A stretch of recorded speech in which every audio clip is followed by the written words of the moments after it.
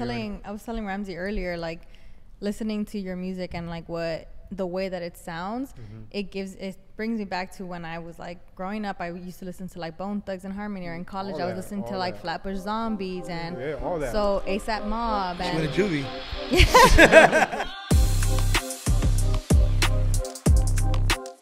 Yo, what is going on? And welcome to another episode of the Urban Pitch Podcast, the beautiful game of life, part of the Believe Network. I'm Ramsey Abushala, editor of UrbanPitch.com.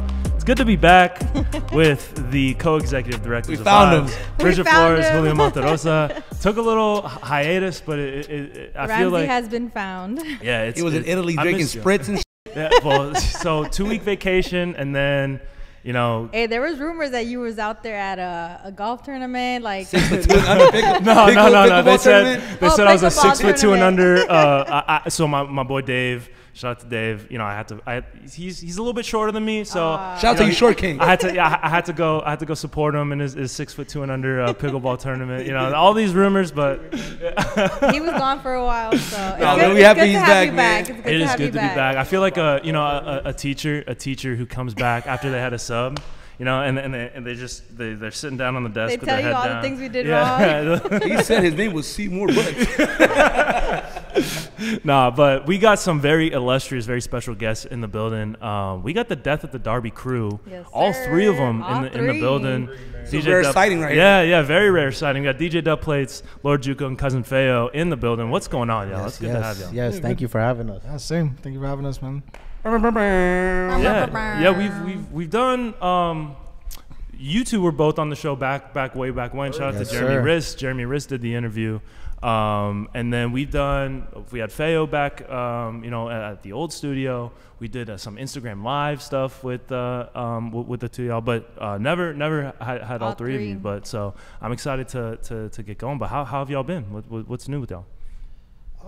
Good, man. We've just been wrapping up the Sasla Capitano project, and it's been nice. You know what I'm saying? Just trying to get new stuff in order for the next year coming, and just trying to close out the last bit of it strong. You know, new stuff, new merch, new bunch of everything coming up, man. I mean, we got this guy in town. You already know what it is. Like, to get him in here from Toronto and just be able to do something like this, let alone all the other stuff, you know, Dubs just referenced and everything like that. New music, new everything. We got, what is this, the final season of the Derby series, but that doesn't mean like this is over with or anything like that. It's just we're going to evolve in a different direction. This new project is going to show that evolution we kind of mentioning right now, but everything's good, bro. Anytime my brother's in town, it is lovely. With my other brother, who I get to see, you know, a little bit more regularly, but we're here together, and anytime we're together as a group, I feel like that's when the force is really felt, you know? Yeah, how often do you get to travel out to LA? Not as often as I'd like. Yeah. Obviously. But whenever I can, really. It's just, you know, life, right? Right. So Yeah, let's talk about the new. He's a dad right here, bro. Amongst the three of us, hey, that's crazy, man. That doesn't change much, but you know, like without going into detail, life is just, you know. Lifing. Yeah, Yeah. exactly. I feel There that. you go. I was just in Canada, so you know, I feel the vibes. Where I was in Calgary. Oh, nice. But I went to Toronto before, I think 2018, 2019. I came back and I was hardcore repping Toronto for 6 months. Listen, this guy too. It's a vibe. Don't be surprised to call Feo in here. Wagwan. I came back with the Caribbean accent. Right. That's what she was talking like that too. I was eating Jamaican patties for like 2 weeks. It just hits different. Yeah, absolutely. It gives you something different. Like, we don't really have, I don't know, it's hard to explain, but the Canadian, as soon as you get there, like the Canadian vibes, just everything, the energy is just a little slower pace, just it opens you up. There's a lot of LA Toronto comparison, like, you know, diversity. just in terms, the diversity. The diversity, for sure. Even like just a bunch of highways, bro. You know what I'm saying? When I was driving with them, I'm like, bro, I got a lot of damn freeways just like we do. You know what I mean? Mad traffic, all that shit. So it just kind of felt like at home with that regard and everything. But yeah, bro, freaking having them here, being able to, you know, enjoy LA. I know for him it's a vacation from a lot of things, but we working, we doing what we got to do, and you know what I'm saying? Make sure y'all get all the questions on him. Yeah, right. BetOnline is your #1 source for all your betting needs. Get the latest odds, lines, and matchups reports for baseball, boxing, golfing, and more. BetOnline continues to be the fastest and easiest way to place your wagers, including live betting and your favorite casino and card games, available to play right from your phone. Head to the website or use your mobile device to sign up today and get in on the action. Remember to use promo code BELIEVE, that's BLEAV, for your 50% welcome bonus on your first deposit. BetOnline, where the game starts. Before we get into all that, Feo, I wanted to get into. There's a whole thing with you and Instagram being shadow banned and all this and that. It's been crazy. Like, I don't know what was going on. Like, you got a beef with Zuckerberg or no, maybe he seen my tweets. Hold on. We have Dubplates and I have nothing to do with the international terrorism that Cousin Feo is doing. We don't know anything, and we're just gonna leave it at that. Yeah, the whole term of team just went out the window right now. You know what I mean? No, it was messed up that you were low key like mad targeted, like. Yeah, I mean, you know. it was a trip. I mean, you know what I mean? Like the first time was around the World Cup was when it all kind of happened. You know, lost the account, got it back, had it for 4 more days, and they took it back. And then any account that I tried to make up after that just got hunted down and taken down. Crazy. Yeah. Only thing they never touched was the Derby shit. And we were all like, dude, how, you know? I don't even want to know the answer to that question. But I didn't put it in the air. Like, don't even put that out in the universe, because then it'll be like, I'll show you how. The next thing, like, everything's getting flagged. Hey, I've seen that Instagram's just doing this whole wave of they're just taking accounts down. You know what I'm saying? Like, doesn't matter how many followers you have or this, that, or the third. Like, you know how they're always changing the guidelines. Yeah. You know, while you sleep or whatever, you just wake up and you're like, okay, cool, like I agree or whatever. And then you just kind of giving them that pass to be like, whoop. Terms and conditions. But man. that was an L. I ain't gonna lie, bro. That sucked. You know, just because of all the hard work, the relationships, all that was curated. You know, over that period of time, and just to literally have someone snatch it like that. You know, and you have no real like say in getting it back, or even an answer as to like how or why or whatever. I mean, high key, one of the things that tripped me out is that like, we all post the same stuff. I mean, you post your own stuff too, but it's like, as far as projects or anything that's got like, you know, jersey logos or anything like that, it's like, we all make the same post. It was weird that it was just you that was like. And I mean, we all have, obviously all on IG and stuff, like every day people were posting, whether it's a movie scene or an old cartoon or this or whatever. So it was like the highlights and like the different, like. We could all take a guess and that's have crazy. A good chance They didn't even tell you. You know what I mean? I'll never know exactly why, but just from talking to people, you know, Dubs had experience kind of with that, you know, years ago too. And with all this technology and bots and all that kind of stuff that can happen, who knows? Maybe I was, you know what I mean? But at the end of the day, it was an L that I just had to kind of carry for a bit. But we've been able to kind of swing it back in our momentum and stuff, because people who are kind of trying to figure out where'd he go? You know, where is he now? Now they're going to all the other places to find me. My website has more subscribers, you know, more streaming numbers, more this, more that. So it's, you know, it's balanced out in a way. It still sucks, you know, but it ain't gonna stop me. If anything, it just kind of motivated me more, to be honest. Yeah, and y'all still pushing out stuff like you know the whether it's, you know, the merch, like we were talking on the way in, you know, the quality of stuff, vinyls, like physical media. Not everything, like, you know, I was looking for the first 2 Capitano singles on streaming. You know, trying to, but it's not there yet. But like y'all are doing crazy physical.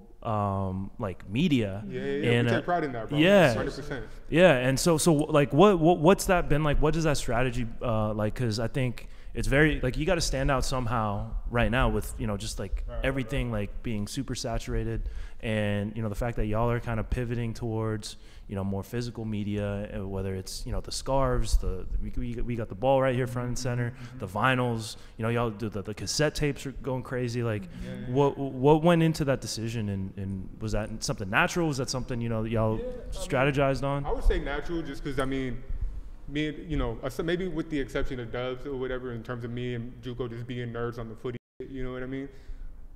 Because of the theme of the music and stuff and everything, like it's just natural, like, for us to incorporate a soccer ball or a soccer jersey or a scarf, because those are all actual elements of the culture that we are highlighting and we're representing in a way, kind of being our own ambassadors of it, you know, in a way. And we're able to stand out with it too because of the hip hop side of it. You know, we're not, it has that grimy, raw, like, you listen to some of our beats, you can hear an old Mobb Deep rapping on that, or old Wu-Tang rapping on that, or whoever your favorite, you know, underground rhyming artist is, you know. So we just, you know, when we started, we didn't have it perfected.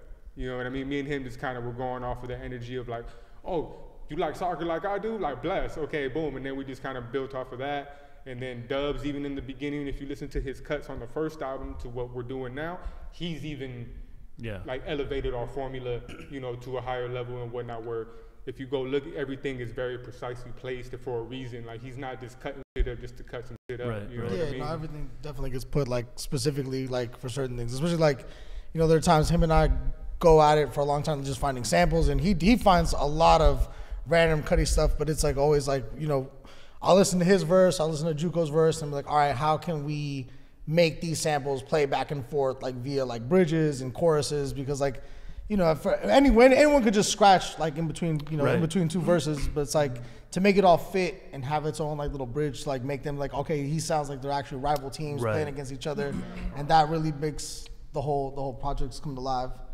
So that's really like, you know, that's really what that, as far as like the sample parts go, like that's the best way, the formula that we've figured it out. Like in the beginning it was like, oh yeah, cool, like get a couple highlights, throw it in there, and then I was like, actually no, we should be doing it like this, and it really like, you know, paved the way for the whole recipe.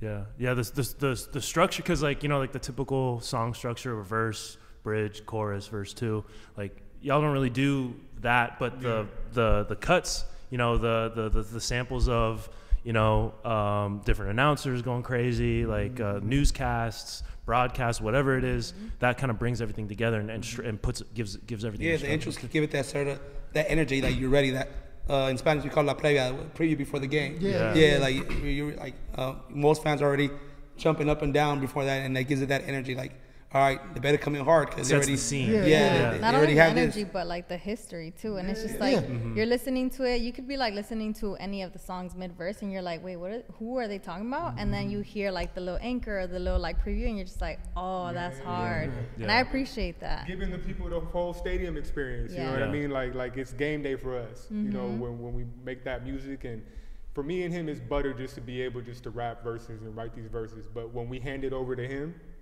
like that's when the song becomes something different, because of how he places the sounds and the announcers that you mentioned, and just all the little tidbits we can get from documentaries or from the player themselves and stuff like that.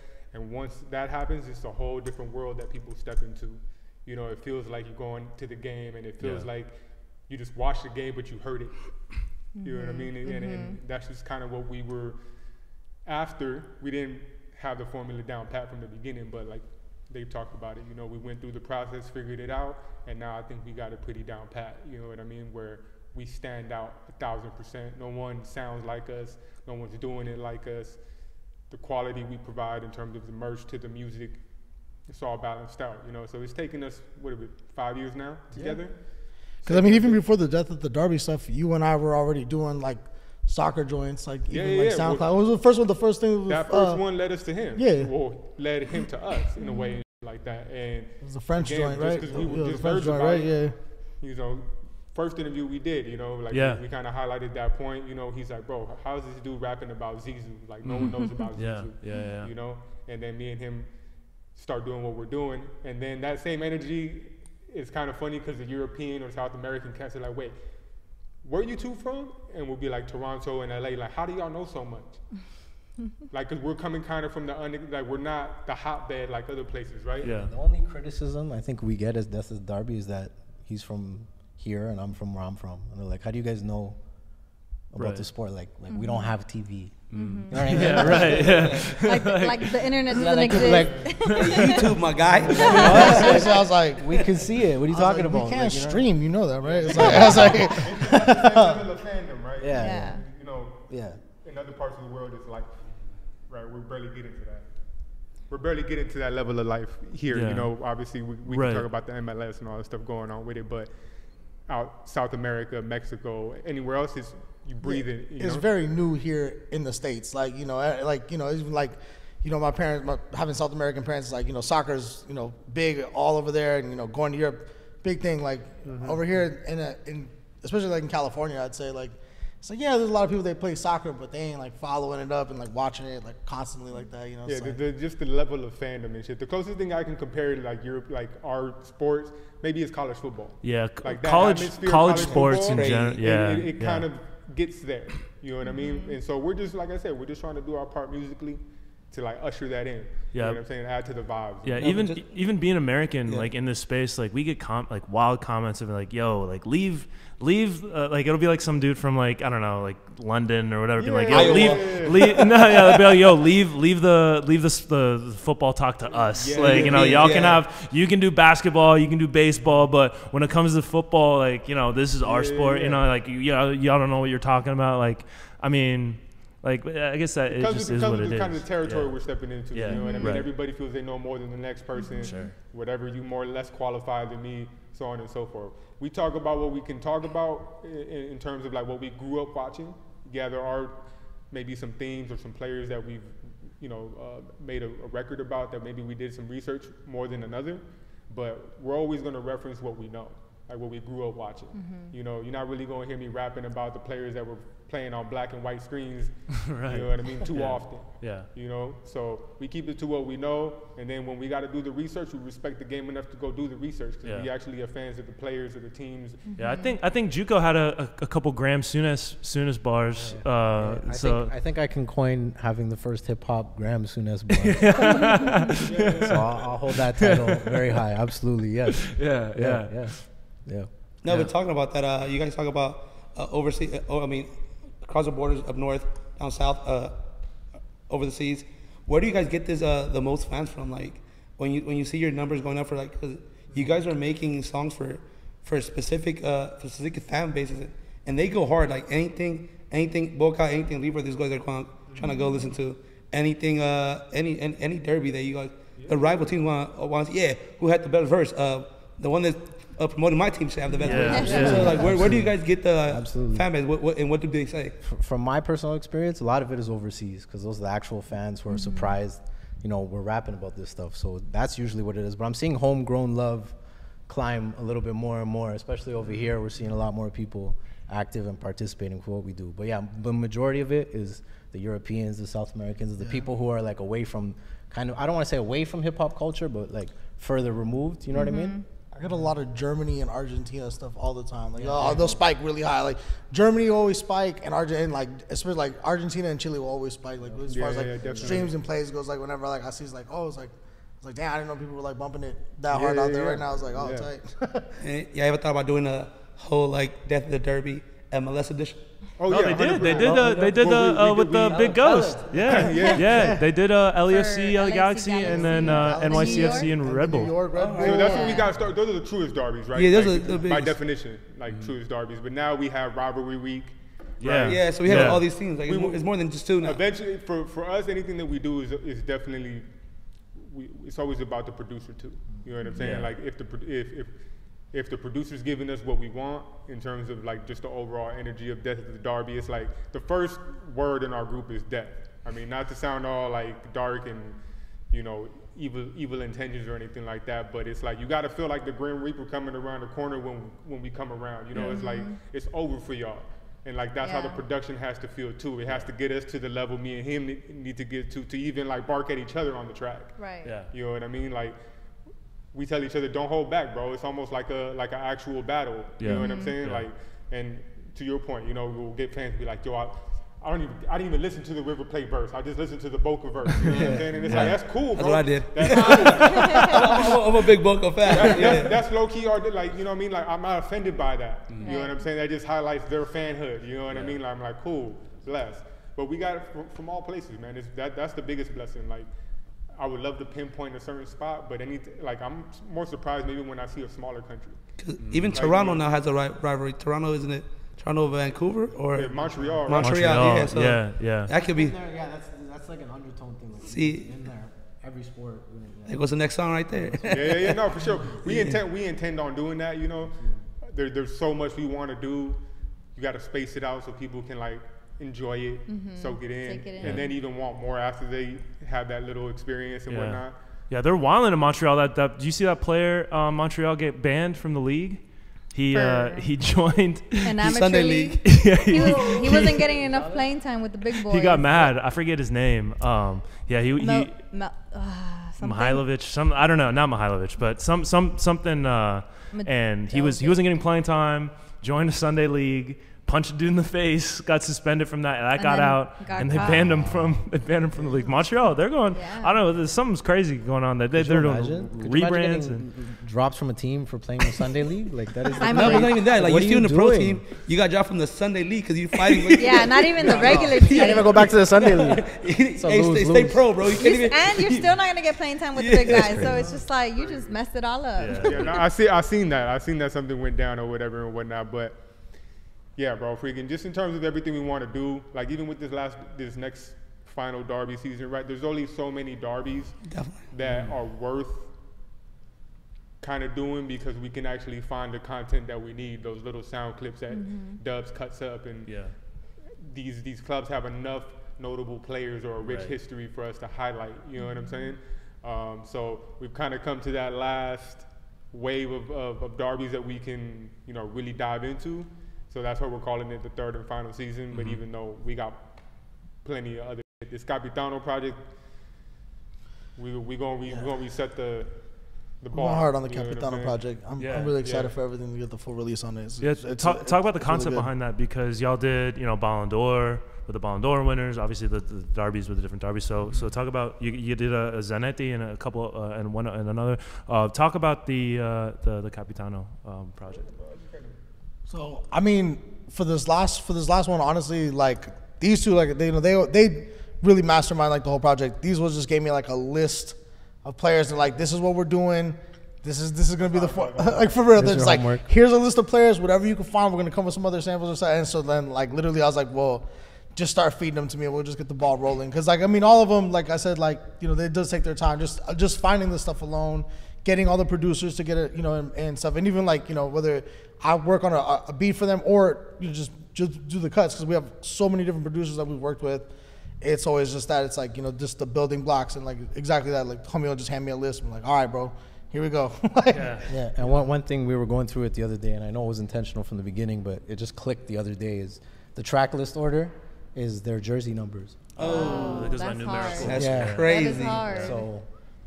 That's it's crazy. just the little things. The calculation. It's definitely the weed, but that's a good experience. Y'all were like, wait, hold up. We smoke good, you know what I mean? But, that's a good experience, not a bad experience. But as far as like the theme itself, I mean, the title tells you along. Right. All these guys have been revered captains at some point in their careers for club or country. And that's kind of like the phase we're stepping into now. Like Death of the Derby, the series itself is on, that final season's coming around the corner. So we're evolving with that Ballon d'Or project you referenced, and even this Capitano. Now next phase is club and country. So it's Death of the Derby, but it's club and country. And all these LPs that we'll eventually be pushing out are all going to be different themes within the sport that everybody knows, whether it's a war like Ballon d'Or, whether it's a term like Capitano, the GAFA, endless whoever, combinations. Bro, we can. Me and him were sitting the other day, and he's like, "How long do you think you could actually do this?" And I'm like, "Well, considering how many countries are in the world, bro, like, what do you think?" You know what I mean? And we're like, well, we could push this for another 5 to 10, depending on how we span it out and how slowly we churn out or how fast we churn out this stuff like that, but. At this point, like, we've been blessed to have the success that we've had, you know what I mean? The support that we have, that the music we don't have to rush anything. You guys are pioneers in your craft, because Americans, all North Americans don't get how, I've been saying this before, how spoiled we're going to be in the next 2 years with how much soccer is going to be on this side of the water. And like the greatest players that ever played, they're going to be here. We're able to see them live. And then like we don't have to see TV, like seeing Messi, okay, we saw Messi play for Miami. But now we're going to see people in their actual primes balling out. Like, right. How crazy you guys think it could be now that all that soccer is coming to this coast? The eyes are going to be on this side. And what do you guys think? What's going to be next after that? Well, I'll go first just to answer that one real quick. It's going to be insane. And it's finally going to be what we need, for the music that we make. Like, the atmosphere that we've like been missing, because I feel like if maybe we existed in Europe or something like that, we were some cats from the UK, maybe shit hits different or more right away, on a larger scale maybe, but we're these cats from LA and Toronto, we're not the hotbed of the sport, you know, but anyone who knows and is tapped in and really, you know, is about anything dope, you know what time it is with us. You know, we just need kind of like that environment to really let it like fully blossom, I guess, you know? So I'm excited for it, man. Like you said, people ain't prepared for the level of just energy that's going to be here with Copa America. You have the World Cup coming around the way too. And I guess in the back of my mind, I'm working towards trying to have us involved in the World Cup in some fashion, right?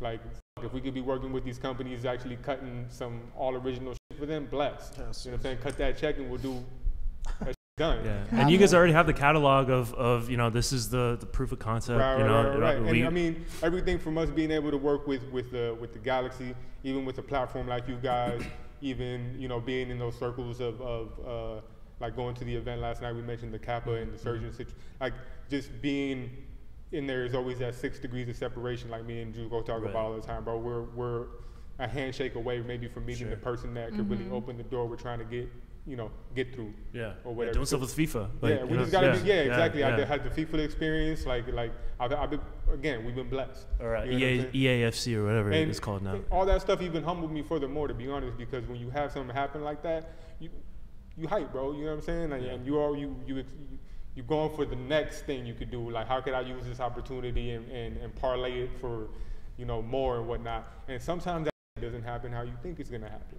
And from my experience, like, it kind of brought me back down to earth, kind of level-headed me again, but motivated me just to keep working. Like, because you just never know who's gonna listen to your record, who's watching you work, who's watching you do this, that, and the third. Like, just focus on the work, and then everything else will come.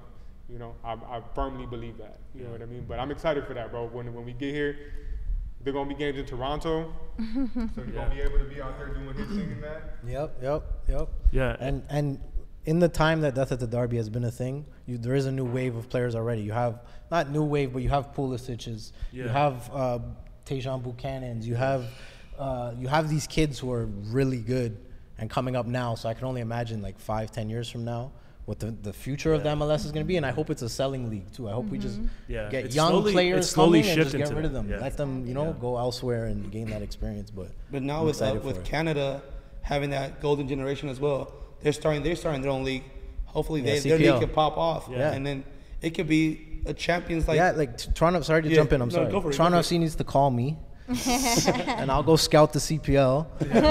I'll take care of it. You know what I mean? But absolutely, because there's a lot of good players in the CPL right now. But like Mexico always had talented teams. The U.S. is getting there now that with Canada. Yep. I feel like we can have like a powerhouse here with those 3 leagues just popping off. Absolutely. Yeah. We've talked about how we've seen like the Canadian League and just the nation in general, just like being a competitive other side of not just like the USA and Mexico, but it's like Canada's in the talks too, and it's like Canada could be up there just as much as we've seen both. They can be making noise. Yeah. But the Canada soccer, there's like, we think, you know, U.S. soccer is kind of, you know, the federation's going through their own stuff. The Canada soccer stuff needs to improve too. In order. Absolutely. It's a long way to go. Yeah, there's a lot of stuff that still needs to develop and, you know, to become like a serious soccer nation, like, you know. Definitely. But it's I mean, like, Alphonso Davies is one of the, you know, he's like a world-class player. Probably the best in the world right now. Yeah, at his position, you know what I mean? Like, there's no one doing what he's doing. And that is something that the U.S. has never had.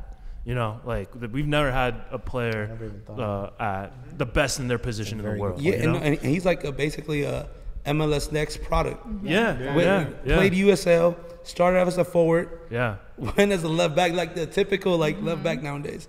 Start off as a forward at youth. You're good, but you don't score as many goals. Go to the back. You're pretty quick. Make some mistakes, but now he's locked down, bro. Locked down. Locked down. I mean, I hated watching the game today because I'm a Man U fan, but dude is ridiculous. Me too, man. Dude is ridiculous. Like, dude, you can't outrun him.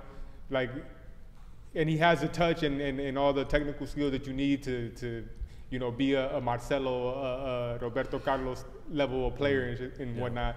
You know, if he downloads the offensive package, definitely, you know, forget about it. You know, he'll go to Real Madrid.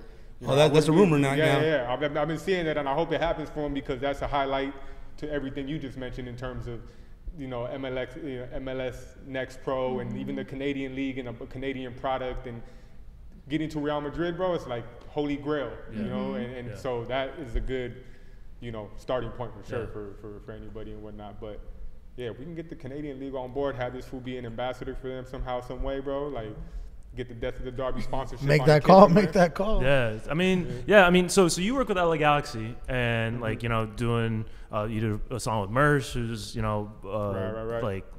Shout out to Merce. Don't need an introduction with him. What was it like working with that team? Because, you know, you've been a fan, and you grew up watching them. Bro, it's a blessed experience for anybody. I don't, you know, if you grew up a fan of any of your MLS teams or whatever, and you got the capacity to do something creative with them, that's lit. I don't care what capacity, you know, what it ended up being, but that's dope.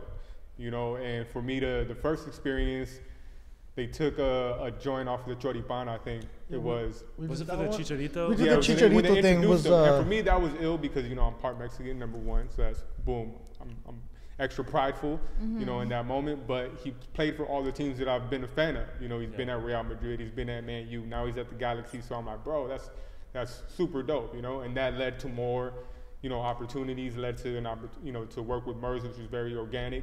We did a pop-up. He came up to us and just showed love. And down the road, it just happened. You know, sent him a beat with a verse, hit me back with something, and Dubs added some cuts, and boom, you know. And that was unexpected, bro. Those are all the organic things that just kind of happened from. Yeah, I mean, even with it being like a scrimmage game, I mean, it was just so hyped because Chicharito was coming out, and like we got to do like a little showcase over there and stuff like that. And I mean, and especially like just to do it in your own city, just most people. I was like, bro, like this is cool. It's an honor, like to just even be here and just to play music in the stadium, do any of that kind of. Yeah, and it kind of put a stamp on the music for sure. You know, for anybody who's already listening to it, for us to rock with a pro level club, you know what I mean, and the music be acknowledged on that scale was like, okay, these guys are doing something a little different than maybe your typical rapper. You know, even though you see a lot of the rap being involved in the footy stuff, you know, basketball players, football players, you know, got a percentage of a team now, and you know, they're showing up to games to see Messi play, obviously, and all that stuff like that. So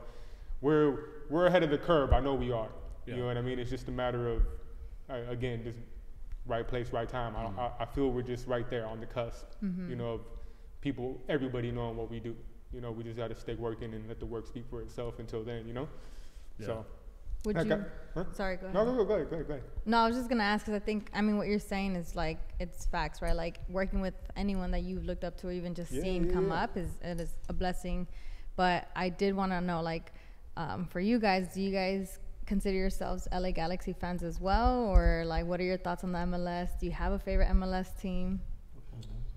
Well, I mean, I've always been a Galaxy fan, like just watching like as far as like American football, it's like, it's just like by default, I was like, you know what? That's it. That's it, bro. I was like, that's it. So, I mean, but it was cool. Like I said, like just to do something like that, like, you know, being from Los Angeles, having to like get to like go there, play music and do something that was like for such a big player coming down, like, and it was a big thing. Like, honestly, like it was a big thing. So naturally, like, you know, I'm going to gravitate to him, like, you know what, man, this is it for me right now. You know, like this is cool. I appreciate it. And just, you know, to be able to broaden something like we were talking about earlier, it's like not that big out here. So it's cool to like, you know, start building that bridge for like, you know, other people to like hear the sound, hear what we're doing. And, you know, overall it's a cool experience. And I was like, you know what, cool. Like, even if I wasn't a Galaxy fan at that point, I was like, you know what, cool. We're gonna put the stamp on this one for right now. I was like, bet, you know, I was like, you know, let it run. And then just, you know, like I said, the overall is like, cool, man, just for my city, I'm down for it. Yeah, I'm not a Galaxy fan. I know. Okay. Not because I'm a hater. Because I'm from Toronto and I support Toronto, and it's sad, but you know, that's what we have to do. So. No, but Toronto was the first team with starting that new wave with bringing the young players to actually be a competitive team. Right. They were the most they spend the most money. Was it 2016? Yeah, no, the one thing I'll give them is they bring in a lot of people and they recycle them. Like, for me personally, I would have done anything to bring Giovinco back because he actually worked. The system worked with him. He knew how to score goals. Yeah, Josie was there, but like, God bless Josie. But you know, Giovinco made a difference. These guys right now, they made a difference in the wrong way. Like, how many games have we lost in a row? Like 13 games. We have the worst stats I've ever seen in the history of watching. You got Michael Bradley playing center back now. It's embarrassing. It's just embarrassing. Like, it's sad. Everyone should be ashamed of themselves. It's a tough, The whole organization. No, I'm not joking. It's really sad to see. Yeah, it is sad to see. You should hear him off the mic. You should hear him off the mic. Politically correct. No, but like that's a team with like rich history. When they won that championship, they didn't win it because like they didn't have it was a low budget team. No, they spend that money and they're like, we're gonna spend that money. We're gonna show you guys how we do this, and we're gonna take the championship in the most pompous way as possible. $30 million over budget. Like, yeah, absolutely. Crazy. Absolutely. But we brought in what's the Dutch kid's name? Vanderweel. That's the defender. Yeah, the ball. With all the tattoos. He comes to Toronto, has a baby, leaves. We sell him. Like, what happened? He came here to have a baby? Like, what did this guy do? You know what I mean? And we're doing this with a lot of people. Pozuelo came, did a season, gone. And he played great. But, like, I don't know what the system is. I don't know what the pressure is on these guys, but they don't like it. They don't like it in Toronto. And Toronto has them blends. I don't know. I'm still waiting for Insigne to do something. Yeah, you know, because like it was a big deal when he came over. Absolutely. You know, not obviously not on the level of Messi, but like there was like a lot of hype around. You know, a guy. He was like 30 at the time. He's coming off of a really good season. Yep. You know, like playing with the Italian national team. They just won the Euros. Like right before they signed him, right? Yep. So like it was like he was still playing at a high level, and I was excited. I was like, "Yo, man, like this guy's still got some stuff in the tank," and like I just haven't heard anything. Like I'm not. To be fair though, like when Toronto brought Juco, they had spent money on the stars. Altidore was balling at the time. Yeah. Bradley was balling at the time. Juco out of his mind, but they had a core of just great MLS players, not the best, but like. They were up there in their position. So that's true. Right now, they do have great players, but a great player can only do so much when it's 11 against 11. Exactly. Mm-hmm. Yeah. Exactly. 2 against 11 is not going to work. Yeah, it doesn't make any difference. Yeah. And then also everything that's happening with the coach, I think that just throws it off. Shout out Bob Bradley, man. You know, he's getting a bad rep. And I love me some Bob Bradley, bro. It's crazy. No comment. No comment. But. Canada's coach, I forget his name, and that's terrible. But I think he'll do well. I think he'll do very well. Oh yeah. I think he was doing well with Canada with the men's team. He was with the women's team too. Yes, he has a huge track record. Yeah. I think he knows what he's doing. I think he'll turn it around. But like, I don't think these guys have any confidence left. You know what I mean? Yeah. Once you lose the coach's respect, that's what happened to Bob Bradley with the LAFC. They had the same team. They just brought Sharon DeLone and like won the championship. Like, once you lose the coach's respect, it's over. Yeah, they're having a rough season this year. So maybe next season Galaxy, we'll see something different. I mean, it's been a tough run for them. I mean, freaking Vanny was just Vanny's the last time you guys won it, right? Mm-hmm. Then the Galaxy get freaking, you know, high off the nostalgia, him winning. Let's bring him back. You know what I mean? I don't think he's it. Vanny gotta go. like if you're just watching the games and you see the changes, like in-game adjustments, you know what I'm saying? All the stuff that a good quality coach should have, he don't got it, in my opinion, just my opinion. Yeah. You know, and then some of the signings and it just everything, you know, as a whole. Obviously, the front office, everything and all that has been very well documented. Right. I think they're starting to get that situation right. Turned around, the right people in the right places and letting them do their damn jobs. Right. You know, because that's another big part of it too. People get jobs, but they don't, you know, you still got someone kind of still you know, making the boss call at the end of the day. Like, so what's the point of me having my job, you know, if I'm not going to be able to do it? Right. So I think they're finally fixing that stuff, but we're still a ways away from actually being something that feels like a threat. You know what I mean? And there's only so high you can get off nostalgia.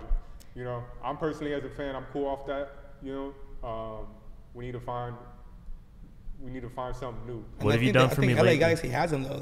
They got William and William Kuntz. Well, our little Kuntz. academy, we, you know, for the longest has, even though we, you know, it's not maybe as structured as it should be, but the talent has always been there in terms of academy players that go somewhere else and, you know, light it up or whatever, because we are just dumb and can't integrate them and give them a chance and do all this or whatever. So we just need to put people in the right places, you know what I mean? Let them do their jobs. And I hate the whole trust the process thing, you know what I mean? But you just have to trust in something. Yeah. You know, I don't know if there's been that level of trust in anything for a long time at the Galaxy.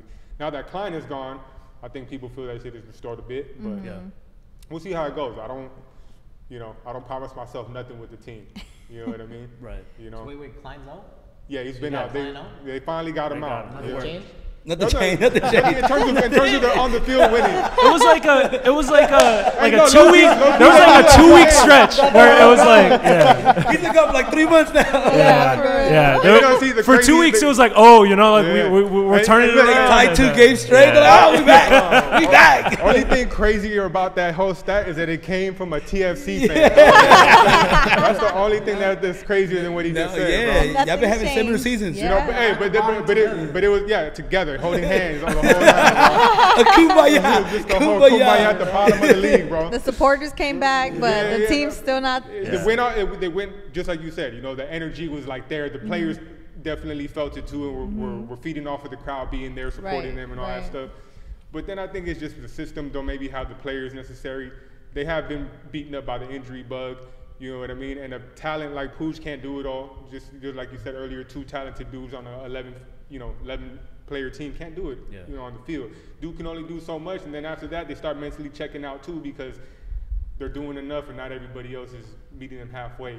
From that point, Ricky's probably gonna end up going back to Spain anytime soon. Anyhow, I heard some offers are out there. You know what I mean? I'm not surprised, bro. Dude came out here to get his stock back up, and he's done that. He did the Zlatan, He said he wasn't having fun in LA, so. I mean, I think he's been having a blast, but I know he wants to go back home. Bridget's just trying to meet him. I met him. We were in the same hotel together. That's right. Cop yourself. I like that. And just go hang out on the lawn somewhere. You might run into him. Nah, I'm good off that. No, but like even when Beckham first came to the LA Galaxy, like he didn't have nobody around him. He struggled the first few seasons. Galaxy fans were like, why did we bring this pretty boy here? Then they got him some Edson Buttles. Who else they got? They got a Portuguese. They brought him Keane. And all that stuff helped him settle in. And then because it's a difference giving a 40-year-old pass to El Fenomeno and giving a 40-year-old pass to Edson Buttle. Like, what is Edson Buttle gonna do with a dime, bro? I swear, dude, this is like probably the 4th time Edson Buttle has caught just a wild stray. From this guy, right? Yeah, bro. Because Beckham was my favorite player growing up, and then like I think there's probably a whole episode worth of digging into that. Yeah. And finding out what happened with him and Buttle. They maybe ran into each other. It's literally not that deep. Like. I was a big Beckham. Don't like him. No, not even that. I was a biggest Beckham fan growing up. Had the long hair with the little ponytail on top, ponytail on the bottom, like doing the most. Oh, big fan. doing the most. And then like he comes to LA Galaxy, like I'm hyped. Like Beckham coming to LA, like this is a guy I looked up. I had the Predators all color, like literally like fan cried. Boy. Straight up fanboy. And then he comes, he gets that hate, and he's giving Edson Buttle dimes. And then like he's not doing the dime, like bro. And I'm like, and I got a little hate for Edson because I was like, dude, make my boy look good. What are you doing, man? It's basically that. Okay, I feel it. Okay, that's justified. I understand that. Now I want to go back to the music because you mentioned something like if you guys were from the UK or if there was some connection to Europe or South America even where the culture is there and that's been like part of like ingrained in just everyday life, maybe things would be different. But you guys could have like gone for like a grime type, but like there's certain rapper from Toronto as well who likes to switch up his sound a lot and use different accents. I don't know, his name's it's slipping my head. I don't know. I forget. I'm not familiar with it. We don't claim him. But y'all always stay true to y'all's sounds. I love McConan. No, but you mentioned like it sounds like the soundtrack to Mobb Deep or like that kind of like golden era hip hop. You guys always stay true to that. Just like personal, like who you are, make it authentic or whatever. What is that something that you want to continue like moving forward? Do you see, because I mean sounds evolve, like things change, but there's always going to be that the skeleton of rap, that's just like the bones of what makes rap like what's the future of this? I think for me, we bring the hip hop culture to that soccer culture that we lack. You know what I mean? Because we're not out there, we're not with these clubs, we're not that engraved as fans, but we're big enough fans here where we make up for that on the hip hop side of things and staying authentic to that. Because like you're saying, you can hear these references he's making, right, to these sounds, and art is just soccer. So you know what I mean? That's me personally. I think that's where we make up for it, is with the hip hop side of things. Because those are probably the two biggest, like most globally recognized things in the world, like rap and soccer. You know? Two biggest cultures on the planet, in my opinion. You know, the sound of the music, I think, is a testament to what we've all grown up on. Obviously, these guys have kind of let me, you know, spearhead the sound in a way and whatnot. And over time, you know, he's comfortable enough, obviously, now to tell me, like, nah, that ain't it, you know? Or Dubs will feel like a certain way about the cuts or the arrangement of the record, and be like, let's make his suggestion, you know? And we're at that space where we're all comfortable enough with each other, respect each other enough as artists, obviously, to do what's best for the best joint, you know? But I think because, again, the death of the Derby, when we first were even trying to figure out a name, you know, with this whole life and death of the Derby, like, that's where it kind of came from, you know? Because that's what it feels like for anyone who goes, if you're an Everton fan or a Liverpool fan, you play against each other, you share the same feeling with Barca and Real Madrid fans when they play against each other, or any other rivals anywhere in the world. You know, so we just wanted to highlight that feeling more than anything. And when you're, you know, taking that walk with your team, you're with the supporters to the stadium, just that, you know, almost that Green Street hooligan energy, you know what I mean? And like, we kind of highlight some of the stuff that maybe is taboo now and doesn't want to be, you know, discussed or highlighted in any way, because you know, you don't want to see that. But unfortunately, it's just real life, and that's what we do. We're gonna highlight the reality of it all. You know, you'll see in season 1 or 2, we even shouted out some of the supporters, the ultras who have unfortunately have lost their lives in supporting their teams and stuff like that. We'll reference all this stuff because we're celebrating the history just as much as we're celebrating these teams and these players and everything. And so, you know, if the music evolves, you know, that very well could be just, you know, these guys' influences too, feeling like, you know, Dubs might come out, pull out a record one day and be like, I think this is what we should be doing. You know, and if it hits and it registers with me and Juco, then that's what we're going to do. You know, we don't really kind of like to, you know, limit ourselves or put ourselves in a box all the way, but who knows? Yeah, we're about to touch the Daft Punk era where we dress up like Daft Punk. All be a mask from now on. Yeah, bro. This might be the rare YouTube interview we we're actually going full rave. We might just bring dubstep back, dog.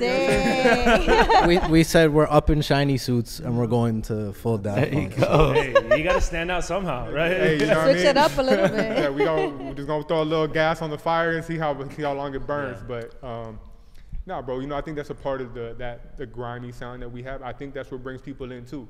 It's like how. But once you listen enough, it all makes sense. It's very seamless. Right. I was telling Ramsey earlier, like, listening to your music and like the way that it sounds, it brings me back to when I was like growing up. I used to listen to like Bone Thugs and Harmony, or in college I was listening to like Flatbush Zombies and all that. So ASAP Mob and she went to juvie. Hey, it got expunged. I got expunged. Hey, listen, we don't talk about that. The track off the records, all please. But you know what I mean? And like for me, it's like listening that was the music that I would listen to, and like I was out there and I was at the concerts with ASAP Mob coming out, you know, Crazy Sweaty, or just like the vibe that you get from that underground, you know, like rap and like the culture. To have you guys combine that with soccer, which is another like passion of mine, I think it just takes it to another level. I'm waiting for us to, you know, eventually when we set off and do a tour, whether it's, you know, stateside, abroad, whatever. I can't wait for us to work to the point where those crowds look like they're at the games. I want to see fools crack a flare open. I want to see a flag. You know, go crazy. That's you know, I want to see the smoke. You know what I mean? Like, I already see like a big flag with death at the Derby. You know what I'm saying? That's what we hope to cultivate, right? To when we get to that point. You know, we just got to keep working, you know, for that. But yeah, dog. I mean, just keeping it as grimy as we can, really, because that's the testament to the hip hop side of things, like he mentioned and whatnot. You know, that's how we balance the scales out. But I guess on the other side of things, the hip hop people don't understand the footy side of it. Right. You know, people see the covers like, what the is this? You know what I'm saying? And kind of gloss over it. Even if they don't listen, like, or know anything about like the players or like, you know, the references, I mean, the beats and the rhymes are just dope enough to where you're like, you could just like hip hop. Still bump this. We've had that's dope. That's really some of the illest too, to what he's highlighting, because it's always cool. We have people tell us that who never were into footy or love the sport or anything like that. Like, yo, like, listening to your guys' music, I'm watching more games now, or oh, hey, yo, check it out, I went to my first game, and it's kind of like we're helping people discover the sport that me and him grew up playing and watching and being a part of and whatnot through music, you know, so. Yeah, and to bring it back real quick, one thing you were saying before is we're getting in this culture.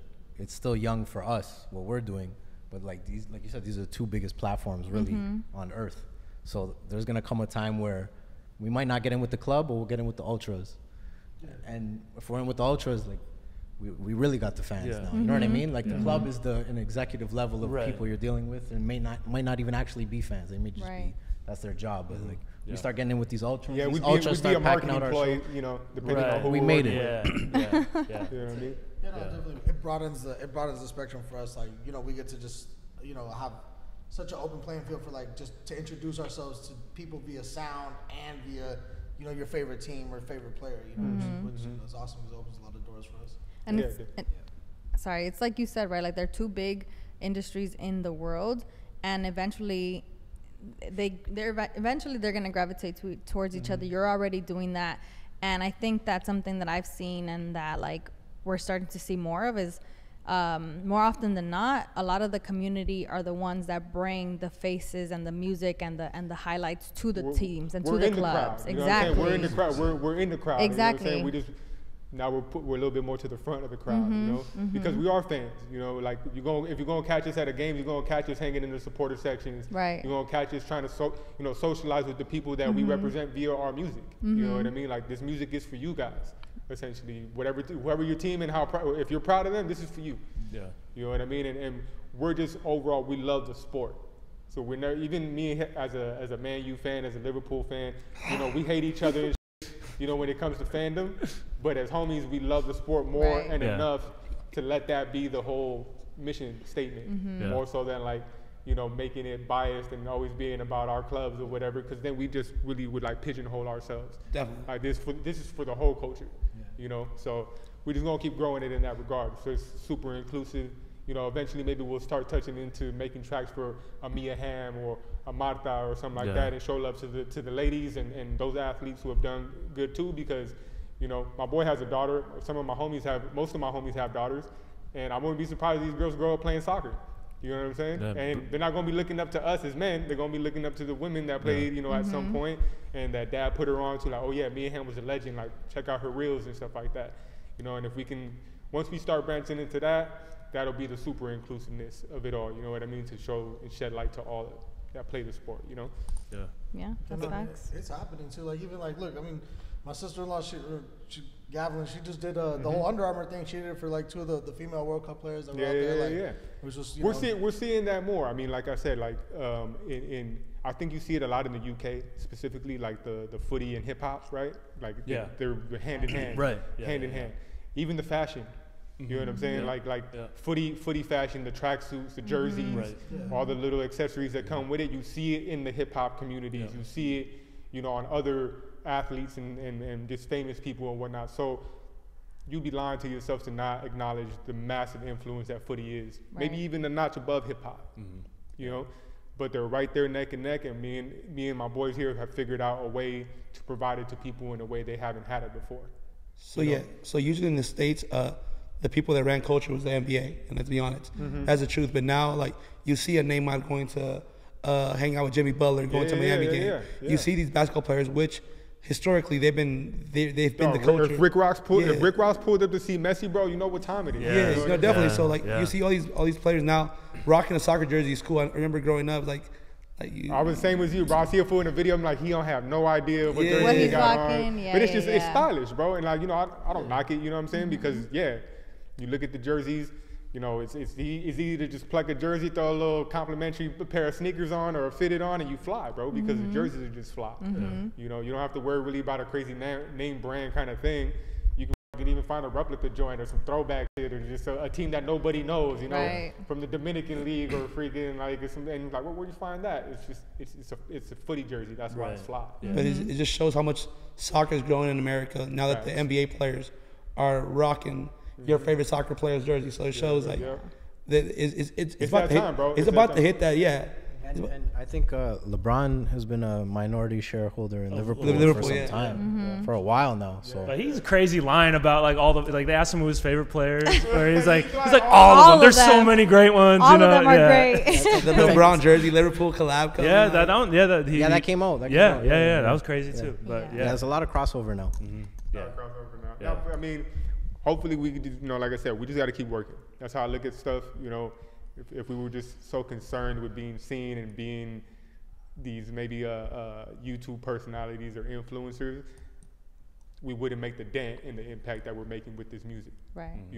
And so we're flying under the radar. That's how I've been feeling for the longest. We're just flying under the radar, and it's just going to be a matter of time. And then you guys will be able to tell people, like, y'all late. Definitely. Because they've been doing that. And some underground rappers that just have a big following, like Tech Nine, like a Royce the Fine Nine. I was a big Detroit rapper fan. Just even that a Black Sheep, they only had one hit, but they had a big following in underground. So it's crazy. Yeah, bro, we're just growing it a day at a time with every project. We hope more people discover us every day. That's the blessing too. With the catalogs that we do have now, for the people who maybe just are going to hear Capitano for the first time, they get to dive into a whole back catalog of almost 15 projects worth of music, and it's like, damn. Yeah. So I'm always excited. I wish I could, experience what that person experiences, like discovering us for the first time and being like, wait, they got all this other stuff too? Like, what the hell? And like, so we're just going to keep adding to it. We got a lot of new stuff. Merch is crazy that we got coming out, and we're just always trying to take it to a different notch, bro. Just do better than we did previously. Yeah. Yeah, but listen, we're running out of time here, but we really appreciate y'all rocking with us, and thank you guys, we've been years now, like going we've back been locked in. I mean, to keep it a buck, man. Anybody who's been tuned in with you guys from the beginning have been tuned us. You guys were, I want to say, the first really early adopters, like early to acknowledge us, to show us love, reach out, have us on, and just keep this relationship with you guys going on. It's been dope. It's been a blessing. So thank you guys for having us here, first and foremost all the time. And we love seeing y'all grow too, you know what I mean? So it goes hand in hand. I feel like our success would be your success and vice versa, you know what I mean? Yeah. Rising tides, man. Exactly. There we go. That's what this podcast is all about. Mixing, blending in the beautiful game with beautiful culture. It's like Toronto women, it's just a big blend. Like my guy knows. Oh man, you're crazy. But this has been the Urban Pitch Podcast, a beautiful game of life, part of the Believe Network. Once again, Death of the Derby crew, DJ Dubplates, Lord Juco, Cousin Feo, thank you so much for joining us. But for Julian Monterosa, Bridget Flores, I'm Ramsey Abushala. We appreciate y'all for rocking with us. Keep it tapped in. We got more stuff coming down the road, but until then, we'll catch you next time.